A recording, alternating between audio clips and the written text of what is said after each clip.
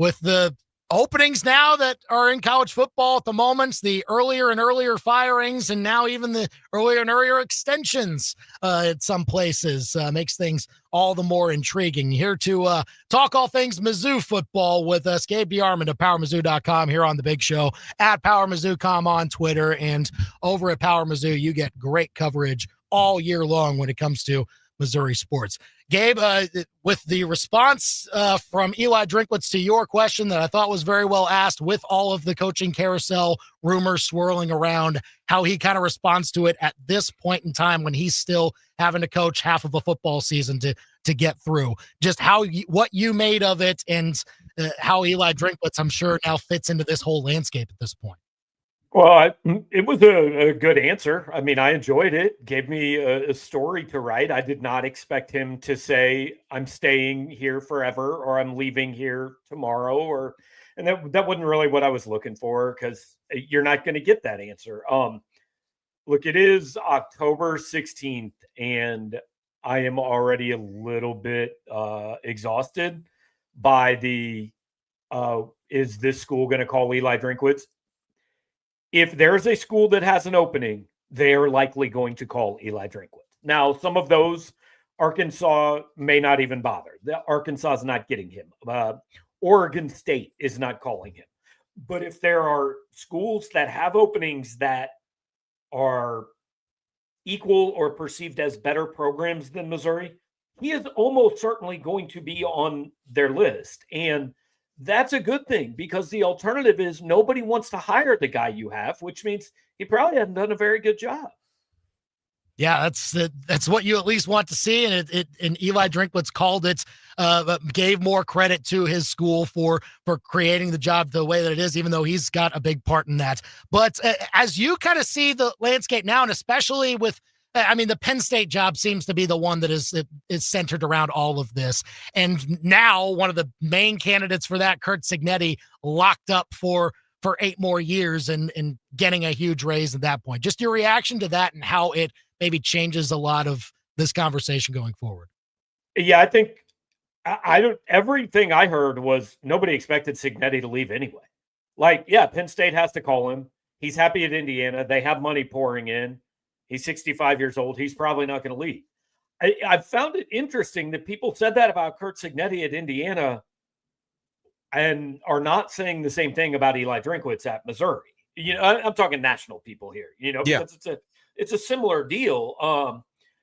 But the name that, and look, I'm not breaking any news here, but I heard it a week before Franklin left. Like, Matt Rule is the guy that everybody thinks is probably going to get that job. Now, that opens, the interesting part of the coaching carousel is not just who gets Penn State or what does Florida do. It's, okay, Penn State hires Nebraska's coach. Now Nebraska's open. If Florida hires a Power 5 coach, then that school's open. All the different dominoes that it creates across the country. But we're going to be following it. But the good thing is I don't think there's any, like, you can exhaust yourself looking on the internet for news about this for the next 6 weeks. Eli Drinkwitz isn't going to do anything before the season's over. Like, he's got 6 games to coach minimum. He's at least going to get through those before anything happens.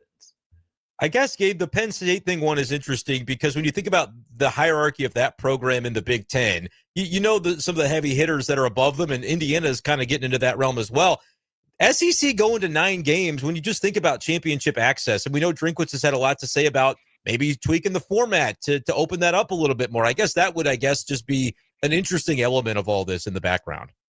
Yeah, I mean, look, everybody wants to be in one of those 2 leagues, obviously. But if you are talking about where's it easier to make the playoff, well, it's anywhere in the Big Ten, because the Big Ten has 2 great programs, Ohio State and Oregon, Penn State and Michigan, which are historically greater than they probably are today, but still good programs, and Indiana, and I don't even know who the 6th best team in the Big Ten is, but they'd be like the 14th best team in the SEC. It is harder. Now, that said, more things matter than just making a playoff, because I've said this a number of times in the last 2 years, if the only thing that mattered was making the playoff, Oklahoma and Texas would have stayed where they're at. And actually, I think they should have, if you want the truth, but whatever.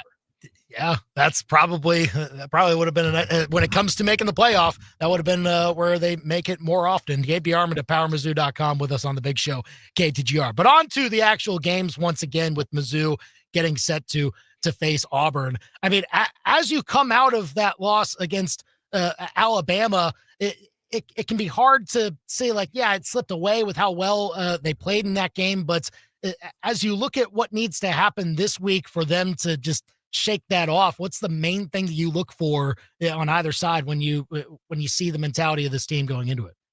I mean, this has to be a win. And Auburn has talent. Like, this is the SEC. Everybody in this league has the talent to win games against good teams, especially at home. Like, Jordan-Hare is not an easy place to play. But they've lost 3 straight SEC games. They are a team right now that finds ways to lose. They scored 17 against Oklahoma, 10 against A&M, 10 against Georgia. They don't throw the ball particularly well. They get sacked a lot, and they don't even run the ball all that. I mean, it's okay, but they don't do anything all that well on offense. So, you should go in there and win this game. And I've said, if this is a losable football game, but if Missouri loses this game, then starting Sunday morning, we're done talking about playoffs and stuff like that. Like, okay, you go win your next 3, then we can pick that talk back up again. Like, they're not out of it. But realistically, if they lose on Saturday, I think you've got to shift the conversation. Yeah, when you look at the teams that are in that conversation, they're all doing their diligence by beating Auburn. And so Missouri would have to be next on that list. I guess, Gabe, the question of how they accomplish it, we've seen Auburn play in some lower scoring games. What do you think the Tigers of Missouri need from Bo Pribula in this game, maybe learning from some of the mistakes in a game that could come down to nip-tuck, could be a bit on the lower scoring side if Auburn's recent history shows anything? Yeah, I think this week has really exaggerated the way that we react to things now. Like 3 weeks ago, it was, did Penn State keep the wrong quarterback? And oh my God, this kid should be a Heisman finalist. And now it's, he can't complete a pass. It obviously isn't going to get it done. We need somebody different. I mean, it was never as good as it looked after week 2, but it's also not as bad as you think it is right now. And also, by the way, I mean, Bo had some bad throws. He had a rough day, but he was not just awful on Saturday. I mean, he made some plays, and that's Alabama over there. They're all right. But I would like to see, this be kind of the Bo Pribula game, because I think what you're going to see is teams they're just going to go into this and say, you're not beating us running the football. You're going to have to beat us passing the ball. And, I asked Drinkwitz about throwing the ball downfield, and he didn't necessarily answer it, but like Missouri has thrown 14 passes more than 20 yards in the air. They went 223 minutes of game time without a receiver having a 20-yard catch. Like, it can't be that all these defenses are just sitting back in shell coverage. And that's certainly not what Alabama was doing, because Missouri didn't run the ball they were decent, but it's not like Ahmad Hardy was racking up 200 yards against Alabama either. So, I think they're going to be forced into a position where their passing game has to win some games. Gabe DeArmond at PowerMizzou.com here on the big show, KTGR and the KTGR app. And when you couple that with the run game, like, is it just, do you chalk more of what happened to Mizzou against the run to Alabama just saying, no, not happening? And is that then, I guess, the blueprint now? And how, I guess, does a guy like Ahmad Hardy adjust to that, or maybe Mizzou's offensive line, things of that nature? Yeah, I mean, they averaged like 5.8 yards a carry against Bama. They ran the ball okay. The entire problem against Alabama is they just didn't have the ball very much. From the time they scored the touchdown after the strip sack until they got the ball back down 10 points with 3:15 to go, they ran 11 plays. That's 11 plays in, 25 minutes of game time. Like, that was the whole problem. And I do think, like, there's a balance here, right? That loss was very frustrating because when you are Missouri, it doesn't seem like you are presented an opportunity to beat Alabama a whole lot, right? You were fairly close to them to begin with, And then they came in here and played, I don't know, a B- game that kind of allowed you the chance to win it. And then you followed by playing a C game and you didn't take it. And so I think that's the frustrating part. I get why fans are upset about that one. But if you had told me 2 months ago, Missouri's 5-1 with a 3-point loss going to Alabama or going to Auburn, how do you feel? I'd have told you I feel like it's a playoff team. Yeah, now they're going to have to win some games on the road. What do you think we'll see, Gabe, different? Obviously, back in training camp, they went to Lindenwood. Like, Drink is trying to do everything possible to avoid sort of a relapse of what happened on the road at A&M last year. But how do you envision just them making that leap? Because nationally, everybody would say, Mizzou hasn't even gone on the road yet. It doesn't feel like a benefit the way a lot of people treat it to be, but I'm kind of curious for your thoughts on that. Well, first of all, one of my favorite answers at Media Day in 23 years of doing this. This isn't the first road game. We had our road game in August.